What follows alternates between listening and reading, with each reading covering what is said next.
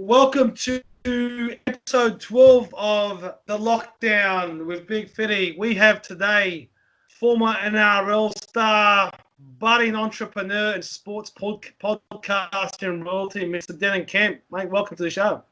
Thank you very much for having me. It's an absolute pleasure, and I cannot wait to get into it.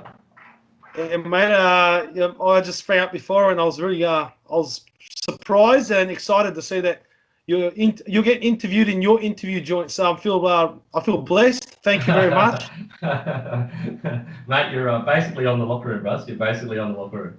The lockdown in the locker room sounds good, mate. We'll get straight into it. You live basically every man's or sporting fan's dream, right? So you played NRL.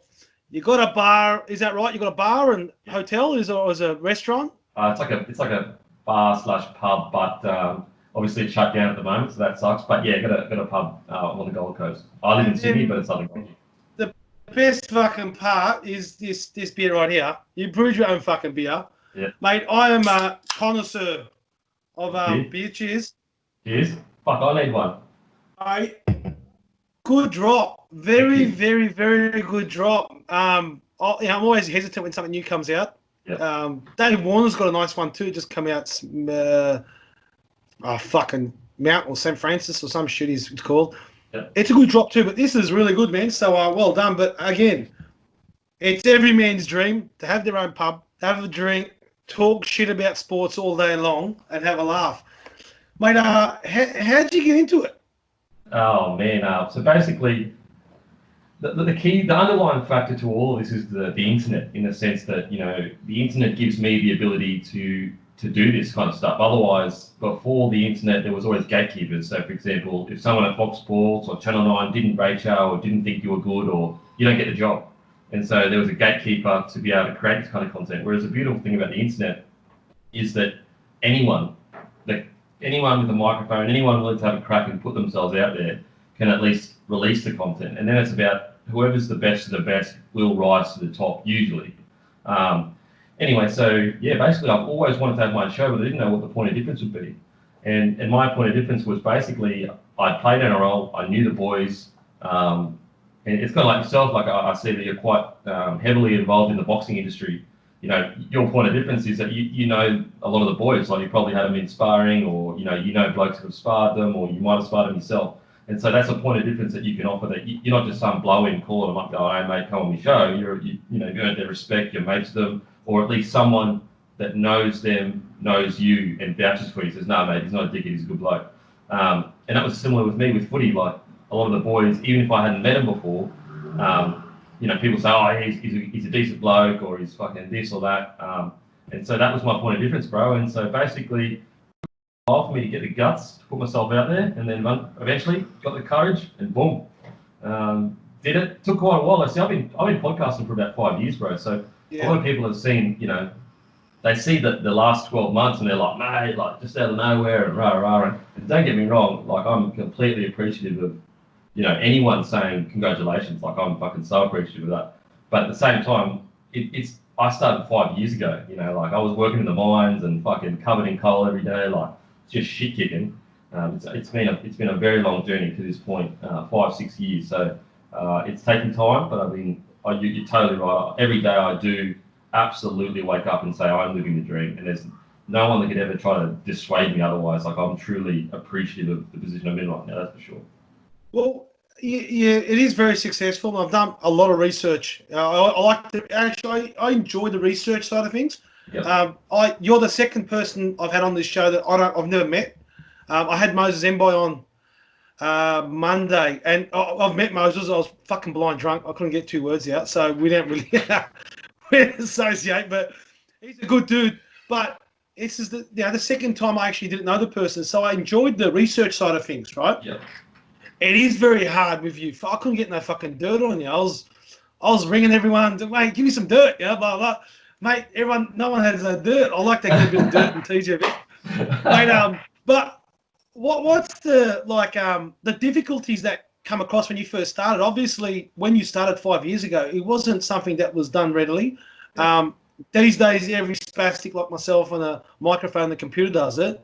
Mate, you've become successful. What was your biggest issues or hurdles when you did start it?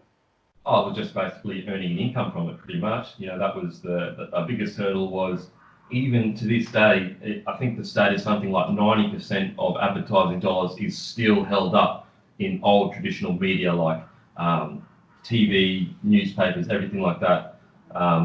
Whereas the thing is that more people every single year are consuming online content. So it's actually not balanced in the sense that the media spend or the marketing spend hasn't shifted yet to podcasts and that, or to online media. It will happen, but at the moment, all the big, media companies and all the big, TV networks, they're in cahoots with each other, so that they don't want it to change. And so basically, once that shifts, you'll find that more people will be able to get into it. But me, initially, that was the hardest bit, was just finding a sponsor that would pay me enough to be able to do it full time. Even to this day, like if I was to go out, even as big as the show is, and I've got evidence that the show generates like a lot of revenue with my own product. So there's evidence it works. Like there's no, we'll see how it goes. Like, no, I've got evidence that I can drive this much revenue per month, whatever.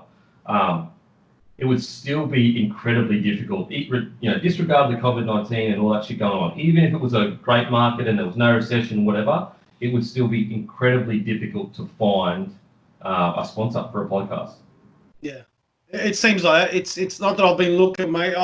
I did this for shits and giggles. I'm enjoying it.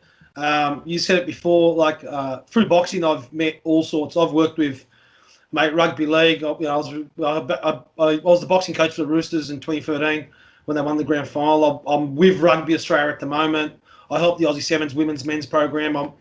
My hands are always mucking around with shit. So all the UFC boys, all the boxing boys, I still got cahoots with. So for me, it was just a way of getting my messages out, or getting their messages out, to be honest, because I see so many of them come out of retirement, and we'll go into this review. They'll go into retirement and wouldn't have a fucking clue what they're doing. Yeah. And they go into depression, they start fucking up.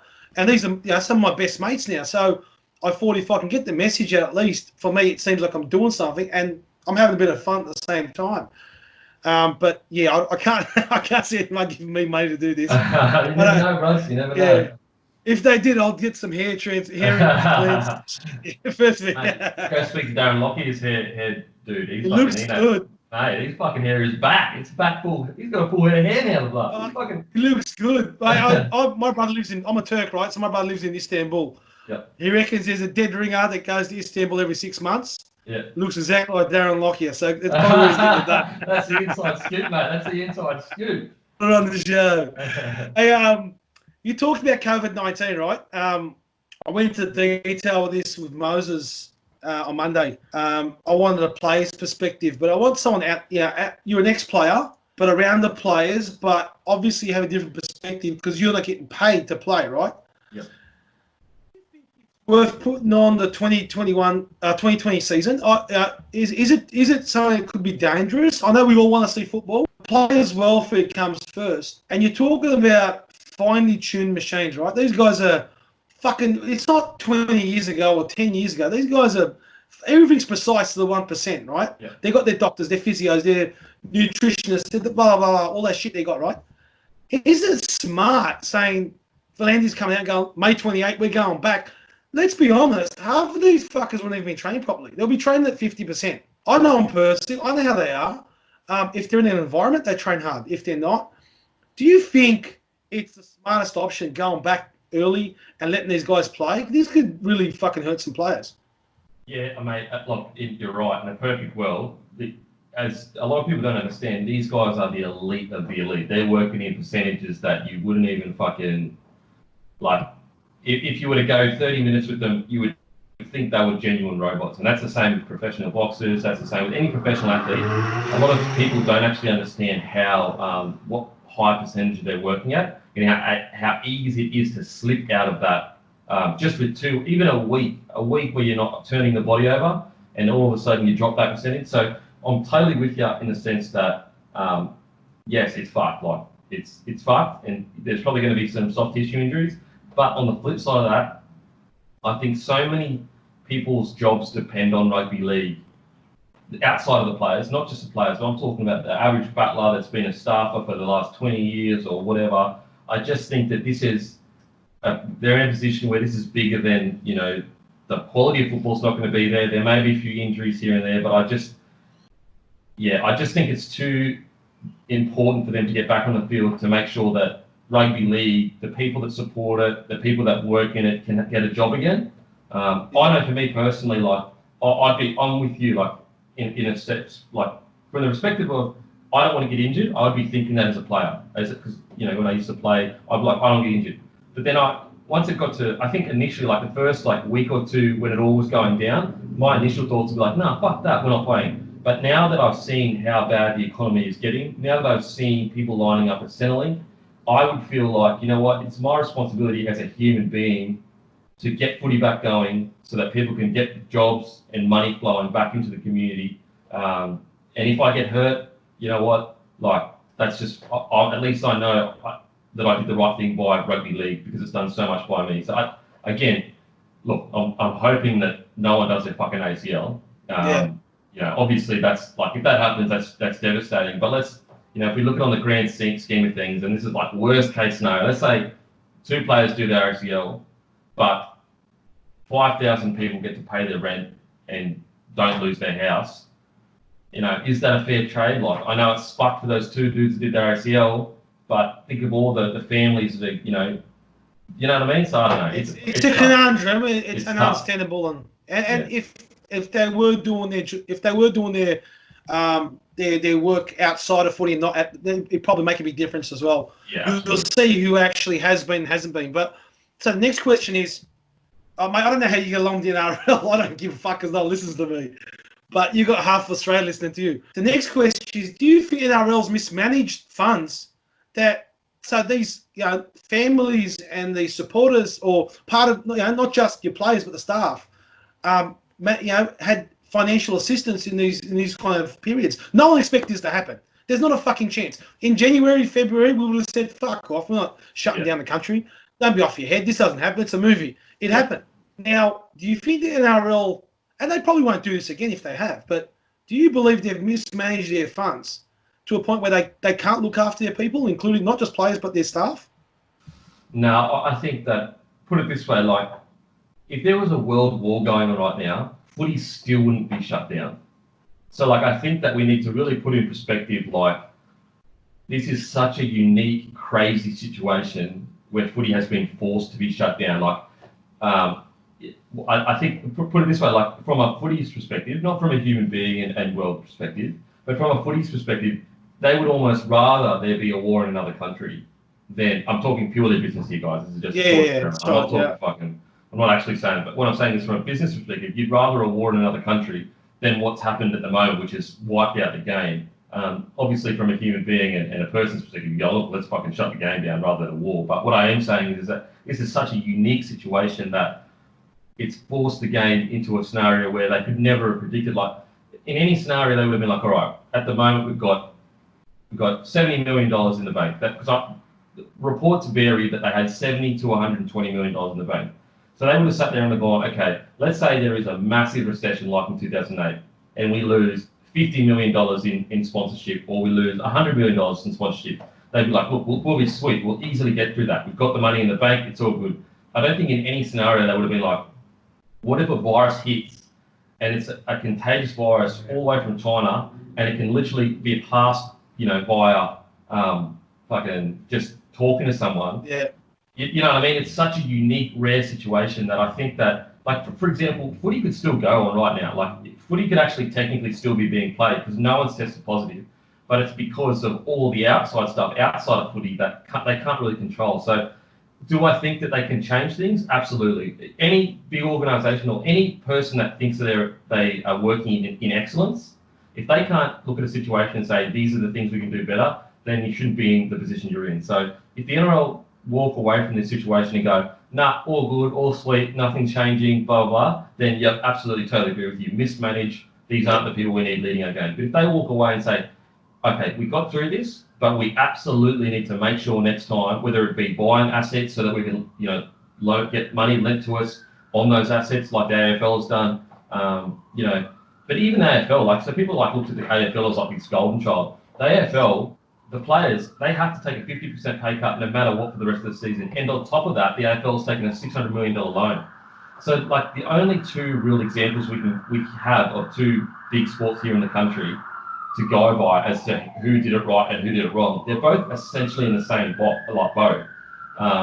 So yeah, it's tough, man. It's a tough one. Like, IFL's in a better position because they run some. Since the 90s, they've invested their money in some management fund. That's why they're worth that extra $250 million. They're worth a lot of money. And I spoke to a Giants player, a good friend of mine they'll train. He said to me the same. Like they're giving us a 30% pay cut, but they're still paying staff and still paying people. So everyone was pretty like well responded to that. Yeah. It just seems that a good example is a couple of friends of mine, assistant coaches and stuff like that, 20s coaches. They're just being told, mate, we can't pay you, and we'll see when it's over. It's the only thing that upsets me is again you couldn't have planned for this. It's impossible. There's no way you could have planned for it. But moving forward, God fucking knows what's going to happen, and there is the act of God, obviously. And I think the NRL will have to put their hand up and say we have to play a little better in future. Absolutely. As all codes, I'm very close with Rugby Australia, and mate, they got no clue. They don't have a fucking idea at all. Yeah, they're awful. They're awful. Mate. I love a lot of the people. They're fucking awful. I'll tell you, they're an embarrassment. But now, tell us a little bit about your personal life. Like, I could not find the fucking thing, right? Are you married? I've got a long-term partner. Yep. All right, so you're basically married. You're fucked. All right. Any kids? No kids, bro. No kids. Oh, mate, live it and dream it. This is not when they first come. You're fucked. Just so you know. Don't say I didn't tell you. No, mate. I'm holding off for as long as I can. It's funny because, like, for a guy that I talk to fans, our communities a lot, and I talk to the bloke of our community, and you see me in your screen every day. You're right. There's not much people actually know about my life, it's quite funny that they don't actually know what goes on after when I'm not in bloke in a bar kind of mode. Yeah.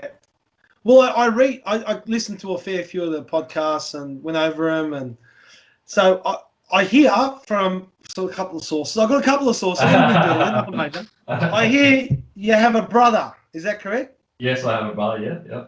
I heard he's a very good soccer player. Is that correct? He was a very good soccer player, extremely good soccer player. Now he's a doctor, is that correct? That is correct. He's the youngest medical director in the country. Youngest medical, I heard he's a very high-ranking doctor, that's what I got told, right? The question now is, now you are not a wog, I found out. Yeah, that's true. Tell me your brother can't organise a fucking DNA test to make sure you aren't a wog, because, mate, you look like my cousin, I'm telling you right now. But mate, so my brother, he looks more. It's hard. I probably look more Greek, and he looks more maybe the Turkish. Like, he's Turks are right. Yeah. He must be good looking bloke. No, he's fucking ugly as anything. No, he's better looking than me, that's for sure. But no, so yeah, bro. So my sisters are blonde hair, green eyes. And mate, it's just crazy. So my granddad is Chinese, so that's the only thing that I can think is I don't know, Russ. I don't know. I'm the same. I'm 110 kilos, right? I look like a fucking Tongan or a Maori, and I'm from country Victoria. So people have said to me, get a DNA test because you don't look like a Turk. Your face kind of does, but you're built like a fucking Samoan. And in Mildura, where I'm from, a lot of Tongans. I'm too scared because if I do the DNA test, I love my mum. Right? But if she's cheated on my dad, and I hate the cunt. Mate, if she has, she's going to be fucking. I'll be feeling her seriously. So, mate, I reckon you should get that DNA test done because I reckon there's something there. I'm telling you. No, that's the thing, bro. It's there probably is, honestly, because my whole life, it's hard because sometimes I want to joke around and be like, yeah, I'm Turkish, I'm fucking, I'm Greek or whatever. But then again, I don't want to be disrespectful with it. Then when they press me on it, they're like, oh yeah, whereabouts in fucking Turkey you're from? And I'm like, fuck, I don't know. I can't fucking do it. So it's sometimes I'll joke around, but mainly with girls, to be honest. When girls, used to come up to me and be like, oh, where are you from? And I would try to suss out, oh, whereabouts, where are you from? and they'd be like, I'm from Greece or whatever. I'm like, yeah, I've got a bit of Greek in me, whatever. So, but yeah, bro, it's weird, man. Honestly, I don't understand it. I look like a wog. You know what? I'm proud. So I'm proud. I actually find it a compliment when people say I look like a wog. So it doesn't bother me. When you grew up in the GC, right, it's in Gold Coast, and let's be straight honest, even right now, good luck finding the brown fella walking around Gold Coast. Jim Dimmick's moved there for the Titans, mate. Apparently, you can spot him from a mile away. There's not many dark fellas there. Bro, how was it growing up there, mate, looking the way you did? We just so when I would grow up, bro, because I wasn't actually a wog, so I didn't have the traditions, of Turkey traditions or whatever. So I just thought that I was Aussie. It wasn't until like grade 11 or 12 someone started calling me a wog, and I went to like a Catholic school, so we didn't have much. And I was like, "What are you talking about? I'm an Aussie."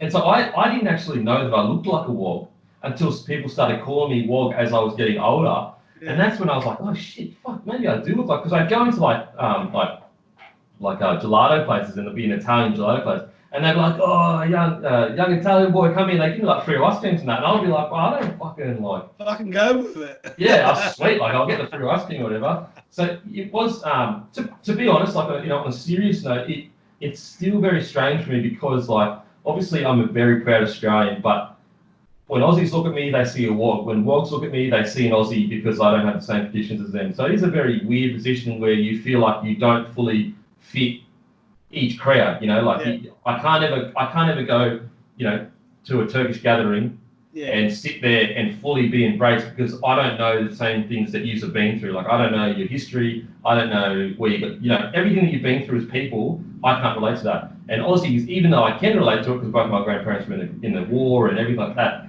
because I look a certain way, I'll never fully fit in there. So growing up, it was don't get me wrong, it wasn't like woe is me or anything like that. Fucking not fucking sob story, but it was difficult fitting in with certain crowds because I just didn't have I wasn't fully in either one. Whereas bro, if you rock up to a joint and you see some fellas that are from Turkey or whatever, there's an immediate connection there of we've got the same heritage and you can kind of connect with them on that level. Sometimes you might fucking end up punching on, I don't know, but you know what I mean? There is I'll turn around and go, I check my wallet, I get wallet sets. So good to go. But yeah, there is that kind of immediate connection there. It's like when you're overseas and you see another Aussie, there's this immediate connection, we're both Aussie.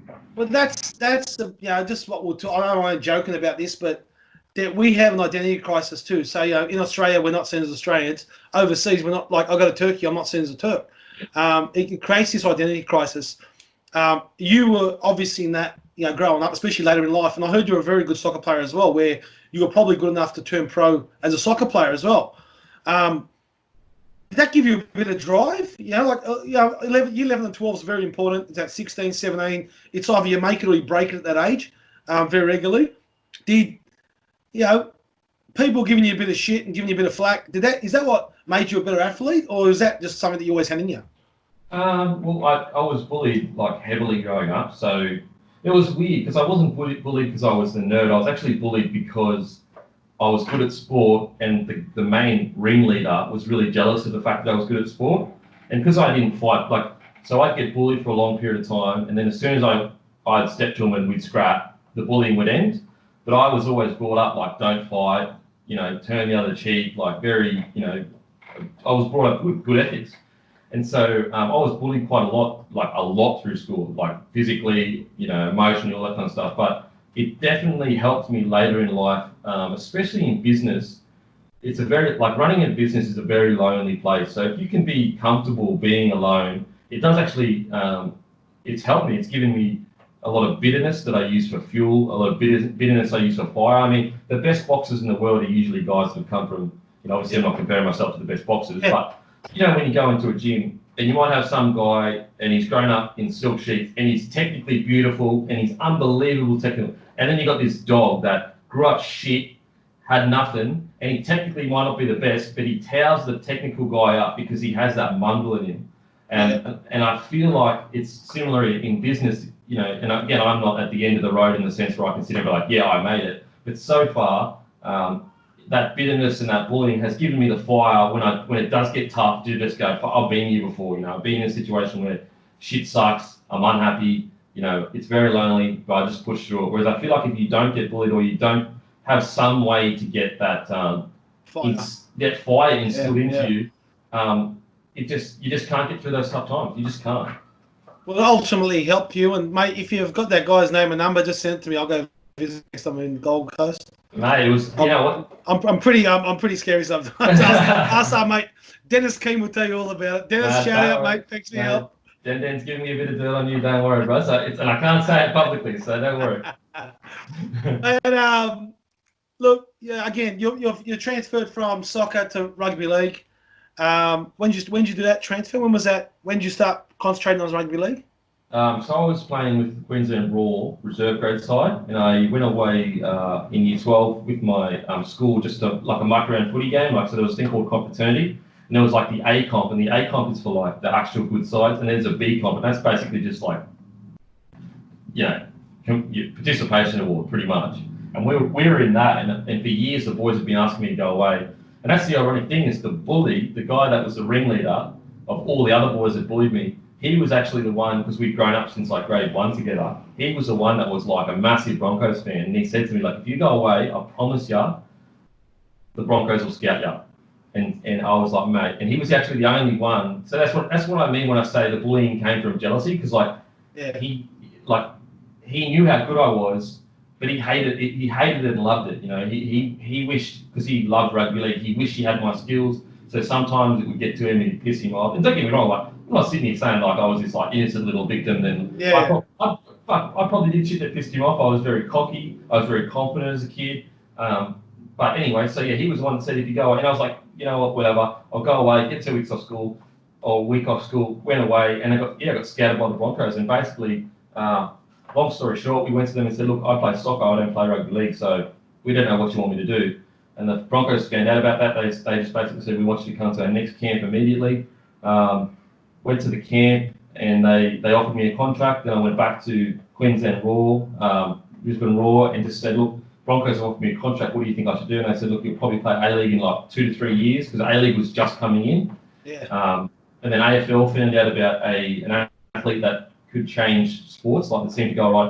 Because I wasn't only just good at soccer, and I'd also won like state titles and national titles for athletics. So you know what it's like when you're growing up. You know, there's guys in the grade that seem to do well at sport, and everyone knows that they're just good at, you know, go all right at sport. And so AFL found out about it, had a meeting with them. They said they'd fast track me to the draft, and basically, just had to choose between AFL soccer and NRL, and I ended up choosing NRL because I had a really good memory of sitting at my dad's knee watching the Broncos play, Steve Renoff, and then on the other side it was the Broncos were the biggest sporting franchise in the country at the time. Like this was the early 2000s, so they were the shit. And rugby league just seemed to come easy to me. You know, the thing with rugby league, it's not the mental part that's hard, it's the physicality that's hard. It's the getting bashed. The thought, like, it's much harder to read a soccer game and, you know, to have great first touch and, you know, be able to trap a ball and kick a ball on a dime, fucking. Because the thing is, like, our halfbacks, they only 2 players in our teams have to be good kickers, and a lot of them don't even kick as well as they should. Like, they don't put shit on a dime. Whereas when you play soccer, every single soccer player needs to be able to put a ball on a dime 60 meters away. So it's a highly skillful game. But on the flip side of that, the physical demands of rugby league are just insane. And that's what I love so much about. I love boxing. It's like the physical demands of boxing are so incredible. But I mean, there's a reason they call it sweet science. There's so much going on that's beautiful that you don't know about in boxing. So anyway, rugby league physically was hard, but the mental side was easier. And I decided to go to Broncos. You went Broncos 07 was your first year, but 08 was your rookie year. Is that right? So I was at the Broncos from 2005, 2006 in the first grade squad, 18th man once that year. 2007 I made my debut. 2008, so I played 4 games that first year, and then 2008 I played like 21 games or whatever. You got Rookie of the Year in 2008, is that correct? Well, no, I didn't, because back then I would have got Rookie of the Year, but back then it was if you played 1 game of NRL, you weren't considered a rookie. Yeah, where they changed the rule now, where if you played 4 or less, the next year you're considered a rookie. Well, I was pretty close to Parramatta 08, 09, and mate, I remember I don't remember too much in the sense of, like those times are a bit hazy for me. I was a bit of a rager. But you scored 4 tries against Para. Basically, ended their season because they missed out on making. I think they come in 9th position by 2 points, and the for and against. You did their season, and all the boys were dirty on you, right? You've gone from this, basically, you equaled, you just said before, Steve Renoff, Lottie Takiri, they're legends of the club. You equal their try scoring numbers in the game, and then, mate, you want to leave, or I don't know. Again, this is what I'm asking you now. You leave arguably the probably the best sporting franchises, not just NRL. One of the best sporting franchises up there with Collingwood. And, mate, I wouldn't see much more than Collingwood better than Brisbane Broncos. And you decided to go to Warriors. What was that about?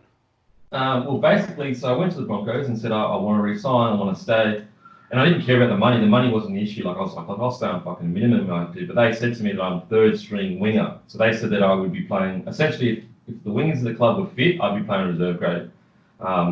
And I was like, man, I'm an NRL player. Like, I'm not a fucking 3rd string winger. And so basically, I got an offer from the Warriors. I agreed to it just verbally. Like, I didn't speak to them. My manager, I said to my manager, yeah, sweet. And then, so I was already playing NRL, but then I just exploded and just started playing really good footy and started getting these massive offers from other clubs. Broncos kind of essentially turned around and said, we'd love to keep you. All of a sudden, I've got money. All of a sudden, you're not the 3rd string winger. Yeah. But yeah, I'm a man of my word. So I hadn't signed a contract, could have easily said no, but I'd already said yes to the Warriors. And basically, maybe my career would have been better, but at the same time, I was brought up that your word is essentially, especially between men. Yeah. It's no disrespect to any women or anything like that, but there's any man that's been brought up right, your word means pretty much fucking everything. Yeah. And so I was like, you know what? I said yes. It cost me hundreds of thousands of dollars. I could have got way bigger deals at other clubs. I could have gone with Wayne to the Dragons when he left, but at the end of the day, yes, it probably fucked my career, but in saying that, I know I did the right thing. So it's whatever. Well, what happened at the Warriors? You went there massively hot property at that time. You second round, you start goal kicking, you win the game for them, showing you got ice in your veins. Ivan Cleary is a good fucking coach, right? He's a smart bloke. But I don't know him, friends-wise. I've only talked to him a couple of times, just here and there, just having chats. I don't know how he is personally, but was it communication issues? Because I've heard there is communication issues with you sometimes. He's not a very harsh critic, or he's not a person that puts you in line.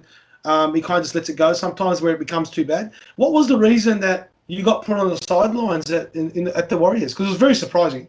Yeah, I think it was a mixture of both. I think that I was in a really toxic relationship, so a really emotionally abusive relationship, manipulative, just a terrible relationship.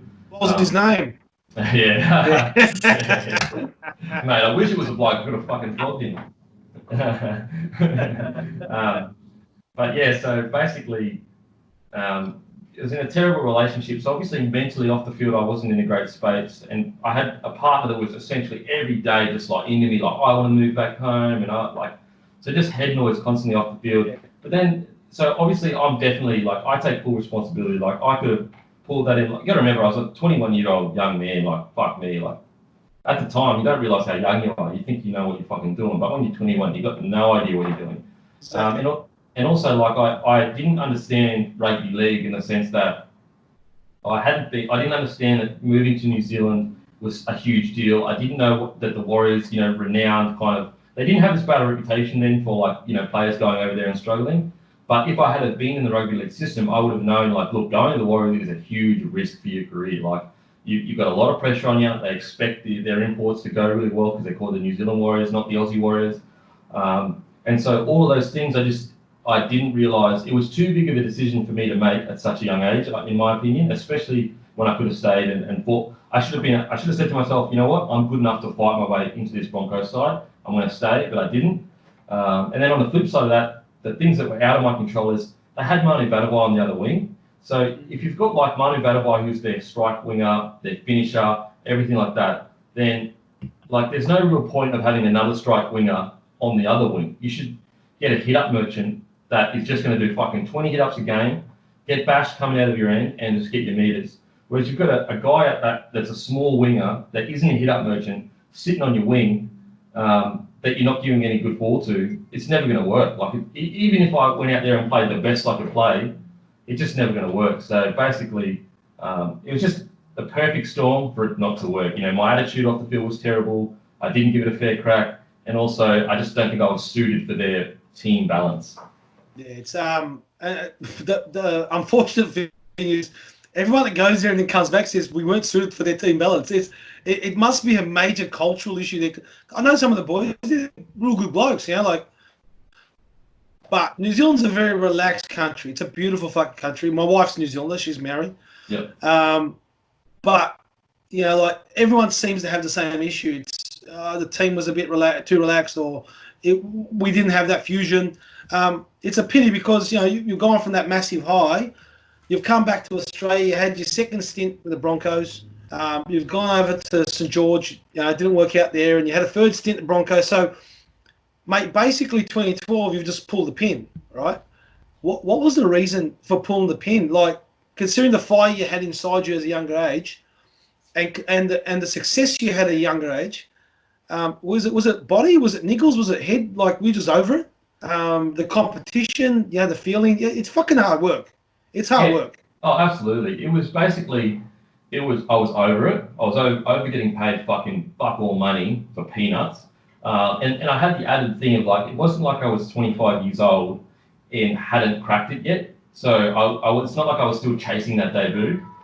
I'd already experienced it, played 40 odd games. So there was that fire that drives you through a lot, which is to crack first grade, wasn't there. I wasn't getting paid fuck all. And basically, on the flip side of that is a lot of footy players, and you would see this all the time, we spoke about it earlier, a lot of footy players, they have nothing else. Like, this is their life. Like, they're not educated. When they leave footy, they're going to just go get a normal job. They'll work in the mine somewhere or whatever, which is no knock on those jobs. They're fucking great jobs. But what I'm saying is that there's a knock when you go from incredible heights of NRL and then you go to the grind of like waking up each day and just getting through work or whatever. Yeah. So it's just two different things. And so basically I was in a position where I knew I had more to offer outside of footy. I knew that I had a career to go to in the sense that I was intelligent enough to create something special post footy. And so that when you have that option in your head, you're like, well, you know, it's like anything. It's like a boxer. You see it all the time when boxers get towards the end of their career and they're doing some commentating on the side and they're starting to earn a bit of coin from the commentating, and then you notice that they're not as good in the ring. It's because like they've got one foot out. They've got an option, a safety net. Whereas you always see the boxers where there's like no safety net. It's all they fucking have. Their training is on another level. They go to another level when they need to. And so basically, yeah, I had another option. I had a safety net, and I felt like that I could go and explore that. And so it was basically like, what's the difference between me playing 40 NRL games and me playing 60, 70 NRL games? Nothing. Like, no one's going to sit there and be like, oh, fuck, you only played 40, not 70. It's like, all right, sweet, whatever. The only difference is basically I'm going to get paid fuck all, and my body's going to get absolutely bashed up for the next 3 years over 30 NRL games. Like, there's just no point. So basically, everything pointed towards there's just no point. Like, the only point is my ego. Yeah. Do you think the clubs do enough? I'm very against the clubs. I openly say this to anyone. You get offered something, man, like, fuck the clubs. They have no respect for the player. It is a business. They can state, if you talk to another club, oh, you're a bit disrespectful and, you should show loyalty. But the moment you're going downhill, they fuck you off, they have nothing for you. Do you think the NRL should force the clubs and the managers to do a lot more for the players? Like, NBA, NFL have player funds. So, if you get a $20 million contract, half of that goes to your player fund, which is released to you after retirement over a set amount of years. Should the NRL and player managers be doing more to help these like, you just said it. What the fuck do? You go and work in the mines. I know there's some good stuff going on with Nightingale. He's doing some courses now. But is it enough? I still see him retire, and they still fucking hate their lives. They're still depressed. Should they be stepping in and doing a lot more? I just don't like seeing people fucked up. You've gone from rock star to a fucking nobody overnight. Yeah, absolutely. I think definitely should do more. I think that a good example is like, look at Melbourne Storm and the Roosters. Like, they're the two pinnacle clubs right now. And outside of the Latrell situation, but like Melbourne, they actually don't, like, Chambers wasn't playing great footy for at least a year or two. Like, he's still one of the best centers of this generation. But Storm kept playing him. And so, like, Storm, who are the pinnacle, they're actually quite loyal to their players. Like, you see it all the time. They expect a lot, but they give a lot in return. Like, for example, Shandor Earl did his knee when he came back to the Storm. They immediately re-signed him after that knee.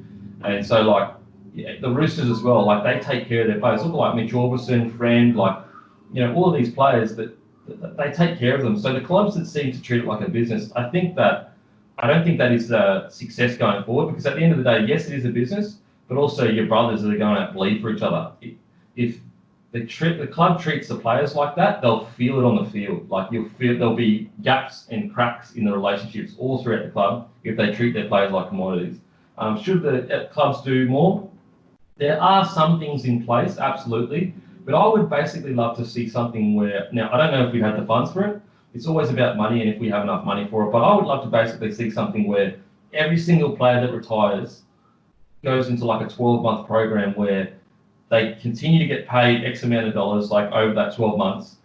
And they take that 12 months to really, like, care for the player. He rocks up to work, you know, maybe Monday to Friday or fucking whatever, like, as in he rocks up to an NRL job, whether it be community work, whatever it is. Yeah. And basically they ease him into normal society, and they track his mental health. He's still getting he gets his retirement fund over that 12-month period, so it's a normal paycheck. And they basically offer him like free education or free qualifications, and then they just slowly trickle him back into society. I think this cutting off, you're retired, pretty much see you later. Here's your retirement money if you have any. I just think that model, it's never going to work, because these guys, if they could help themselves, they would. They need the NRL to basically trickle them slowly back, keep them a part of the game for at least 12 months so they can mentally get their head around the fact they're not footy players anymore. And then after that 12-month period, they say, look, you know, there's the rest of your retirement money. You're now educated. We've done everything we can. We'll stay in contact with you, but, like, you know, off you go kind of thing. Whereas at the moment, it's pretty much like, you're retired. See you later, buddy. Here's your money, and that's it. Or they say, "I'll come work as an assistant coach," and mate, I don't want to say his name. A rather large name retired last year. I saw it, the other day, and how you been? He goes, "Man, I'm fucking lost. Like, he's a big name." He goes, "I'm lost." He goes, "I'm working for the club now. I don't like it, but what else do I fucking do?" It's a pity, because I think the players make the game. The fans make the fucking game, but the players make that game turn. And especially when they put in so much, and you said it's so taxing on your body, I think the clubs have a bit more delegation, or a bit more what do you call it? They need to help the players a bit more. It seems like, even now, I just don't think they give enough. I don't think they look after them enough, and they don't care about their social welfare, because. Yeah, it's one thing to say, how's your work going? But it's another thing to say, how's it going at home with your wife? How's it going at home with your kids? Because that's the big problem, because you used to be out at clubland all day. You get home, and your kids are, mate, I'm going for it now, these fucking mad children I got. And you want to kill them. You want to throw them off the fucking ledge. They're killers. Well, I reckon, so for example, like, a perfect scenario, let's say we got the money for it. Like, the next 12 months, we take these boys, and we basically, like, show them all different things that they could be interested in. Like, let them try, like, things that they enjoy, passions that. But also, we use it. We put one NRL person, like, with them, and we film the content. We get them to interview the boys. We get them to. So we take those retiring boys and we use them for content on the NRL website. Like, it's just like, there'll be so many funny things that you would see in class, or, you know, we use those guys as interviewers for players after games. Like, these guys can be used in the system still, whilst learning other skills to be let go somewhere else. And then the NRL can make money off it, because you're basically getting free workers. It's like, you know, jail and that. Like, they basically, a lot of the time, keep them in there so they fucking got free workers, pretty much. Yeah. And it's like with footy now. Obviously, I'm not comparing to, it's nowhere near the same. But what I am saying is like, you've got these players, they're getting their retirement money anyway. Keep them on a schedule, keep them in the NRL, and use them to make more money, but also take care of them. So the NRL profits, because they make money off these boys doing work for them.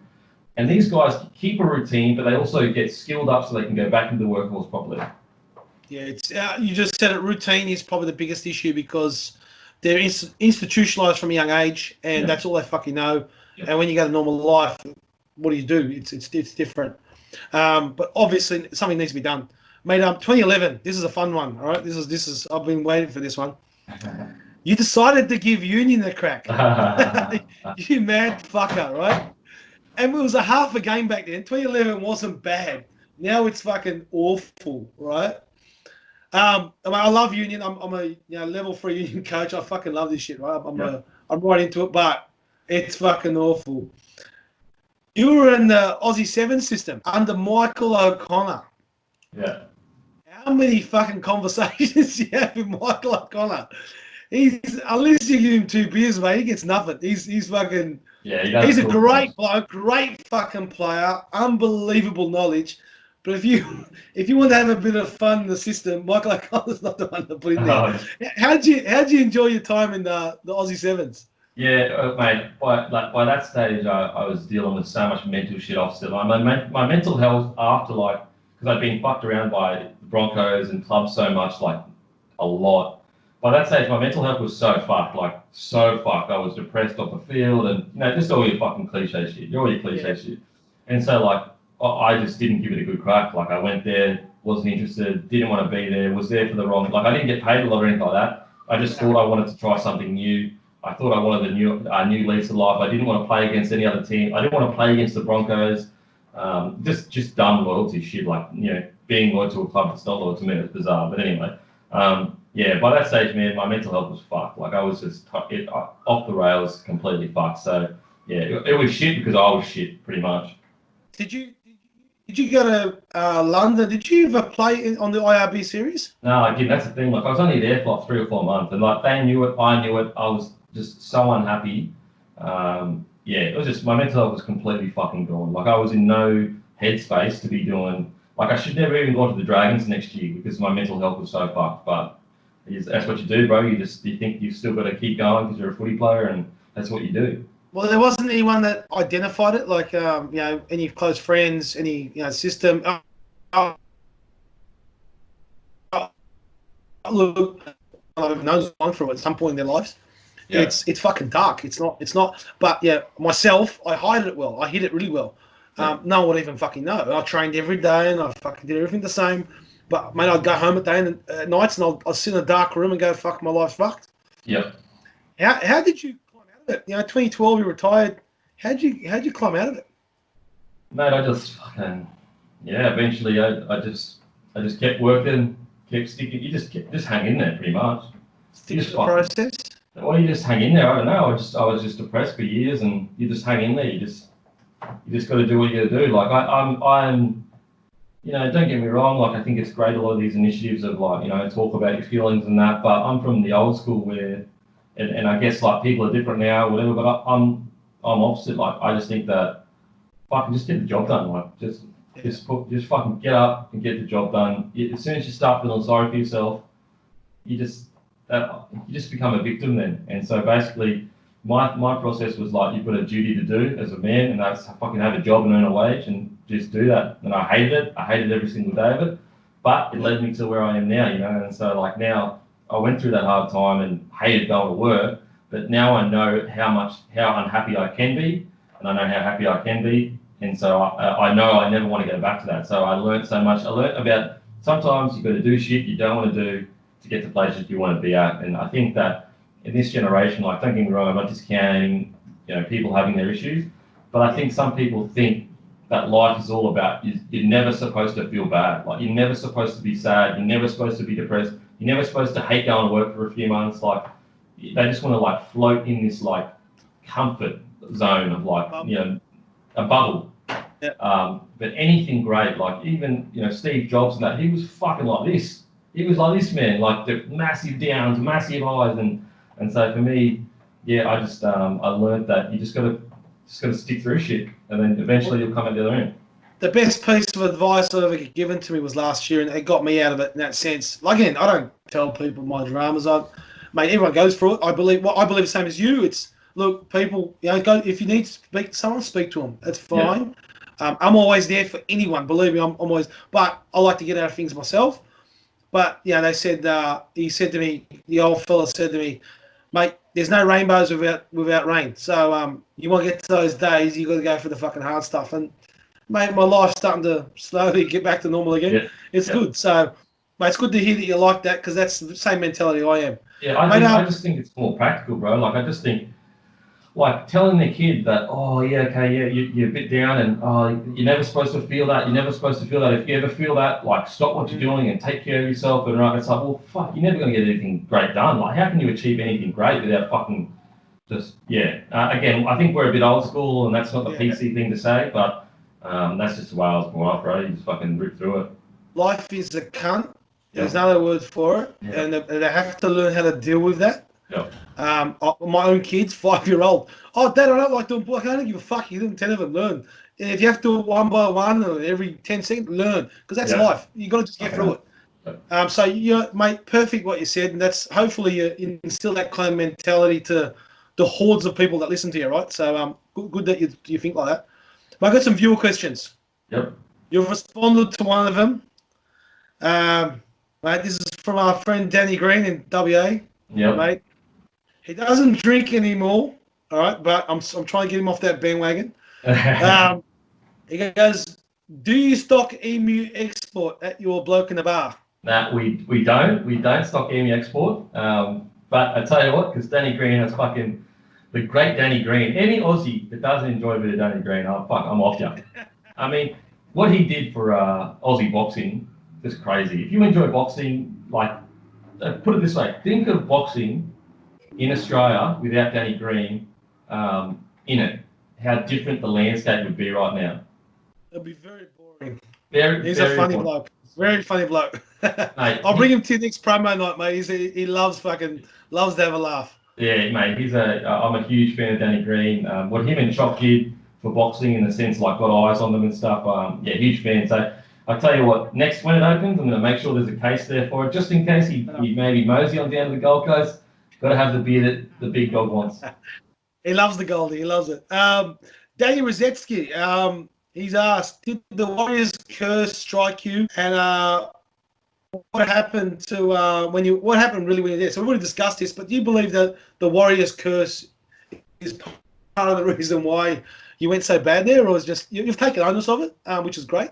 But you reckon you still got hit by that Warriors curse? Mate, I just think that a lot of players don't actually, before moving over there, they don't understand how big of a decision it is. Like, they don't understand, like, moving to a whole new country, away from your family. Like, it's different if you move to Queensland or New South, like, if you're from Queensland, vice versa. It's different if you move within the same country.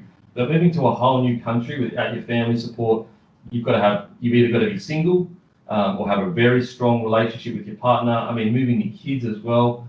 I just think that added pressure, on top of the fact that the Warriors seem to have been struggling since about 2008.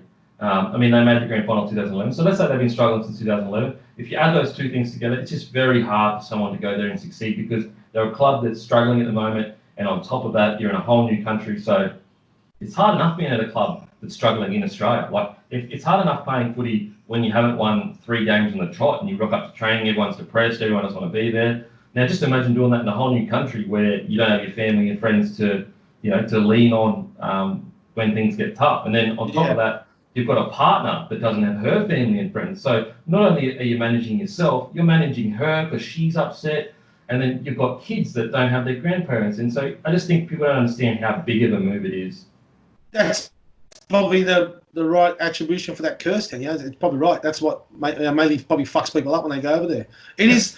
So we're so similar to New Zealand, but there is a cultural difference. There is a bit different in culture, and sometimes it's harder for Aussies to get into their way of life. So it's probably that's actually a really good answer, man. Put it this way, bro. Like, you don't understand how much I just wanted to get back to Australia, put thongs on, and just go down to the beach, or just not even the beach, just go for a walk in the sun, in the warmth. Like, that was like, I was dying for too it. Fucking cold. Mate, it's too cold. You got to wear jeans everywhere, have a jumper everywhere. And this might sound like, okay, like such a small thing, but I'm from the Gold Coast, so like, when I wake up and the sun's out, I want to train. Like, fuck yeah, let's get to training. Let's rip in. When you wake up and it's just pissing down rain, it's freezing cold.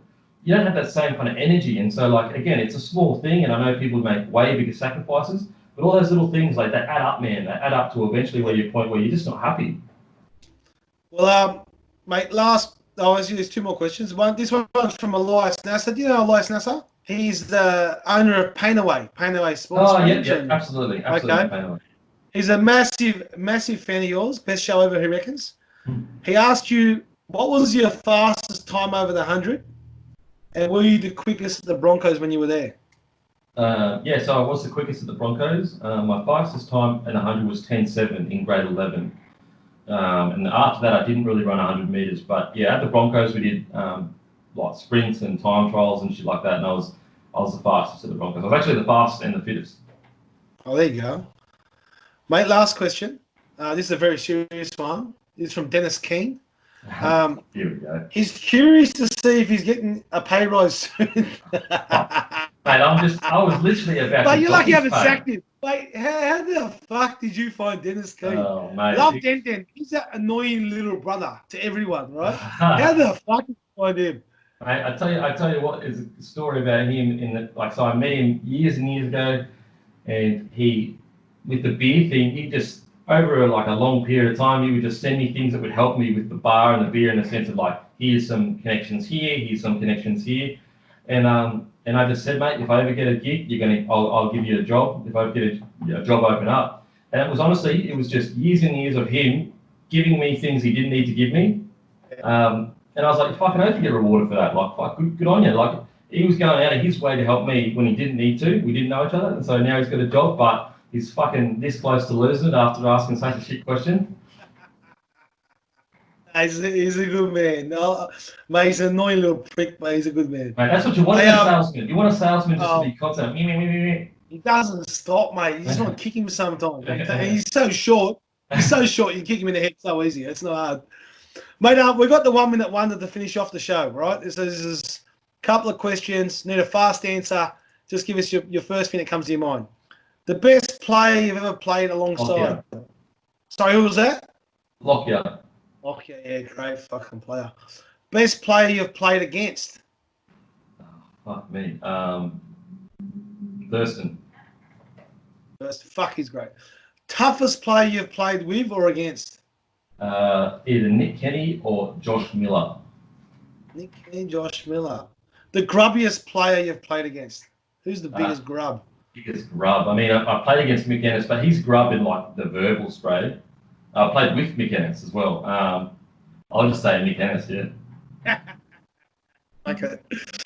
One regret about your career? Probably probably go to the Warriors. I wish I stayed at the Broncos, but I met a lot of good people there. So it's hard to regret anything, bro. You know what I mean? Fuck, like, I might not be sitting here right now doing what I'm doing if I fucking made any other decisions. Of course. But yeah, again, you did the right thing when you went to Warriors. It's a cunt in pay sacrifice and what you did sacrifice your life with, but you wouldn't be who you are today if you did stick around. So It's probably a good thing. And you think about that when you have kids. Yeah. You start thinking, well, if one little thing was different, I wouldn't have these beautiful children. So, mate, your life's the way it is for what it is. The best player in the game today. Oh shit! Best player in the game today. I mean, Jason Tamalolo probably this season so far. Yeah, I don't mind. Mate. He's been well. Cameron Munster, Trbojevic this year. So if we're just talking about like the first two games of this year, Tamalolo, I'd say. But last year, obviously, Tedesco. He was absolutely incredible last year. Absolutely incredible. Freak. He's a freak. He looks like your cousin, to be honest. Yeah. Hey, he's related. Is that why you're saying that? yeah, he's actually my fucking brother. Most overrated player in the game. Oh, I know you have him on the show all the time. There's got to be someone you hate. Come on. No, I'm trying to think. Most you give it to Clint Gutherson all the time. Gutho, I love him. Gutho. Who can I say that's overrated? That wouldn't get upset. No one's answered this, just so you know. No one that's involved with the boys answered this. Well, it's just like it's just because I'm of the mind like anyone playing NRL. Yeah, it's tough. Yeah, it's tough. fucking tough. It's like, it's like boxing. Like you wouldn't want to bag a boxer because you're like, mate, you know what it takes to get. Oh, bang the fuck out of them. Save their faces. I'm a heavyweight. I can get away with it. Okay, fair enough, fair enough. All right, who's next champs of the NRL, mate? Manly. Really? Oh, fucking big call. I had Adam Blake on the other day, and he didn't even hesitate. He even thinks it as well. All right, some fight questions. Tim Zoo or Jeff Horn? Oh, What comes to your head? Come on. was Tim Zoo, but I just like Jeff Horn's style is so like I'm not gonna say grubby, but it's so rough. But sometimes it just fucking like you can be technically brilliant. Because I think Tim Zoo is technically the best. Like if you're just looking at boxing, Tim Zoo's a better boxer in my opinion. Like when I say boxer, I mean the sweet science. I mean putting your punches together, hit and not be hit. But there's a competitive side to Jeff Horn that this will be a test for if Tim Zoo boxing isn't so much better than Jeff Horn and he gets dragged into that dogfight, does he have the dog in him? I don't know.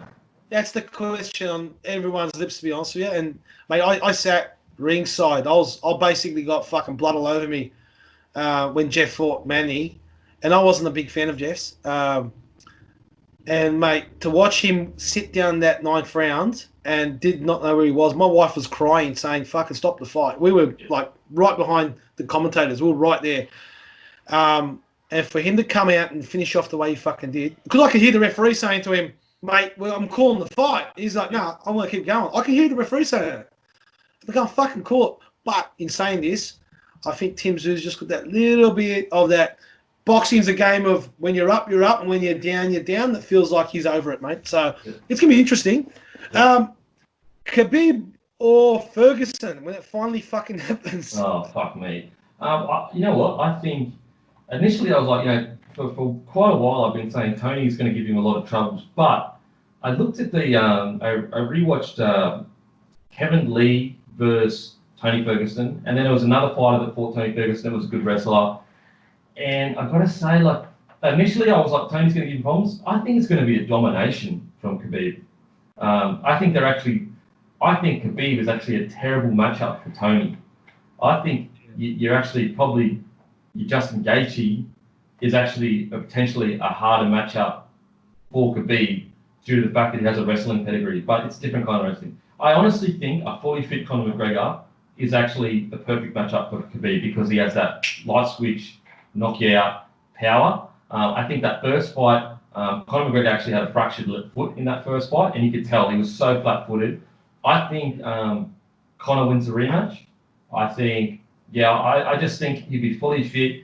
I think he won't concentrate. I think everyone's so scared of Khabib's wrestling that I think now that he has felt Khabib's wrestling and he knows what it feels like, it's like anything. Like you have this like idea that it's going to be this otherworldly whatever, but once you feel it and he's been through it, he got to round 4 and he basically gassed. Like he gave him his chin then, in my opinion. He did.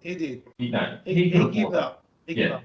I think that going back into the fight, proper training, proper mindset. He's got Tony Robbins in his corner now. I think Conor wins the rematch. I think Khabib. I honestly think Khabib's going to maul Tony Ferguson. The only thing that could save Tony is his cardio. But I just think Khabib is going to be too strong in that grappling position. Like once he gets a hold of him, and Tony is not known for his power, so he's not going to be able to light him up. Now, a lot of people say, "Oh, he's good from the ground," but Khabib mauls blokes. Like he was in a very, very good hole from Dustin Poirier guillotine, and he didn't get choked out. I don't know. I think the only way Tony's going to win is if he gets put on his back and he splits him with elbows. Yeah. I don't see him submitting him. Maybe, but I think Khabib mauls him. Initially, if you had asked me this question 4 weeks ago, I would have said Tony's going to give him real troubles and he might submit him off his back.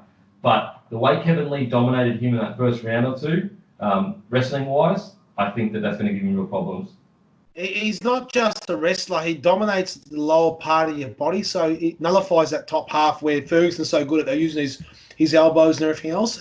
I think that's where he's going to have those difficulties. With Conor, Mate, I know it was an old Cerrone, but that's his fucking weight. He looks good. He looks strong. I hate the prick. I reckon he talks so much shit. But that's the sport. I love watching him because he talks shit. Yeah. I wouldn't mind seeing him getting his head caved in. But it's interesting. I was actually with Max Holloway in Hawaii. We watched the fight at this pub there, and mate, it was a total domination. And you knew from the moment he grabbed Connor's ankle, Connor wasn't right. So you are right. There is issues there, and he isn't making excuses. It would be interesting to see. I think both guys are fucking awesome. Yeah, because Ferguson has a style can really scare Khabib too. But yeah, I'm a big Khabib fan, but I'm a fan of fighting, and I'd love to see the Connor Khabib too, mate, at a higher weight. Yeah, not at his last weight, welterweight was fucking. He looked dynamite. He looked great. Yeah. 2 more questions. Tyson Fury or AJ? Fury just absolutely boxes his head off. Not even close. I love him. He's the best. He's my favourite. The people don't understand, like, Fury is a once in a generation boxer. To move, like, technically beautiful, and he loves it. He loves boxing. Like, you look at Deontay Wilder. Like, I'm sure Deontay Wilder loves boxing, but the difference between Deontay and Tyson Fury is Tyson Fury would be bare knuckle boxing on the street if he could. Like, he fucking loves it. And so when you get into dogfights, he's going all day. Like, he loves it. He'll get up and he'll fight again. He gets knocked down, he get up again. And so I just think AJ, technically, from a boxing perspective, when we're talking the best of the best, AJ, I'm not talking about comparing him to your average Joe, but when you're talking about the best of the best, AJ's boxing is average at best, technically. He's technically not a great boxer. Got a jab. Hasn't got a jab. He's honestly, like, if you put that same boxing ability on a smaller guy, you would be like, he's a bum. He's not even, like, he's average as anything. But because he's athletically incredible, AJ, I just think that, look, the Gypsy King, be smart the first few rounds, just move around, get the feel for it. I think the only way AJ wins is gets an early knockout. There's no way he's outboxing him. And I think by the 7th, 8th, and 9th round, the Gypsy King is just literally taking a piss. The Gypsy King is a gypsy, and that's the extra 3 points just there, man. Yeah. It's their boxing and fighting is in their blood. They love it. Yeah. Last question, the most important question, and I hate when rugby league people answer this. Who wins, striking or takedown? In a street fight? Street fight. Takedown. All you fucking rugby league players are all the same. Cannot throw punches, so you just go for a fucking takedown. I'm gonna bring you in my gym. I'm gonna bring you in my gym. I teach you how to throw your hands, and you're gonna change your opinion on it. I can actually throw them, brother. I go, all right. I'll send you the video after this, and you can tell me if I've got right hands. I promise you. I promise you. So you'll respect my opinion more. I'll send you a video after this, and you tell me what you think. I'm waiting for it. All right. Mate, thank you very much, brother. And look, as I'm showing the shirt, mate. Appreciate it. Every fucking groupie loves free gear, so thank you so much. That's awesome. Mate, thank you so much for being on the show. You didn't have to do this. You've got your own fucking shit that people might see as competition. Not really, because I'm about 85, 70,000 behind you, whatever it is. But man, mate, anything I can help you with in future, please don't think you have to ask, man. And good luck with everything you're doing. I'll be watching, and everyone else is watching, obviously. So, mate, thank you so much, and hopefully have you on again soon, eh? Mate, anytime. Anything you need, you just message me, mate. Got my number now, so all good, brother. All good. Love your beer, brother. Keep it going. All right. Hey, bring a Pilsner out. We need a Pilsner. I love Pilsner. Mate, give me time. Give me time. All right, brother. Thank you so much. You're a good man. Thanks, mate. See you, Denan. See you, mate. Bye-bye.